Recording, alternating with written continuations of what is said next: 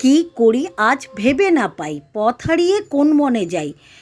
আজ নিরামিষ, নিরামিষ হলেই তো আমার এক মহা চিন্তা, কী রান্না করব সেই চিন্তা করতে করতে কেটে ফেললাম আলু।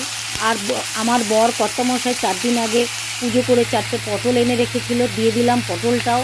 আর ঘরে ছিল মটর ডালের বড়া, এটা বড়ি না, এটা বড়া, বেশ বড় বড়, আর খেতে কিন্তু খুব স্বাদ। আগে খোলা কড়াইতে ভেজে নিয়েছি, তারপর ছাকা তেলে ভেজে তুলে নিয়েছি, একদম মুচমুচ করছে। বড়াগুলোকে আমি আলাদা ভেজে তুলে রাখলাম। এদিকে মশলা বানাবো বলে একটা বড় টমেটো আর বেশ 2 ইঞ্চি আদা নিলাম। নিরামিষ তরকারিতে কিন্তু সবসময় আমি বলি আদা বেশি দেবে, স্বাদ ভালো হয়। আর দিতে হবে এলাচ, লবঙ্গ, দারচিনির পেস্ট। তার মধ্যে আমি দিয়ে দিলাম জিরে, একটু সাদা জিরে, কাঁচা সাদা জিরে বাটা দেবে, কেন কষাতে কষাতে মশলাটা তৈরি হয়ে যাবে। ব্যাস, মশলা যখন কষতে কষতে একদম ওপর থেকে তেল ছেড়ে যাবে, তাহলেই তোমার আগে থেকে আলু আর পটল ভেজে তুলে রেখেছিলে, সেই আলু পটল ভাজা দিয়ে দিলে।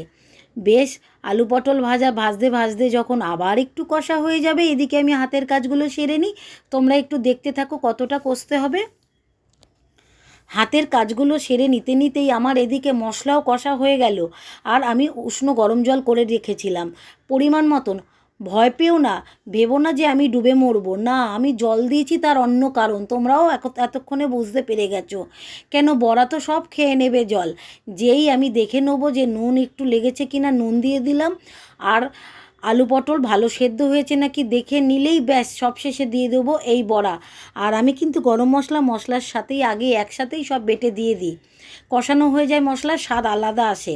দেখো কি সুন্দর তৈরি হয়ে গেল ধোয়া ওঠানো আমার আলু পটল।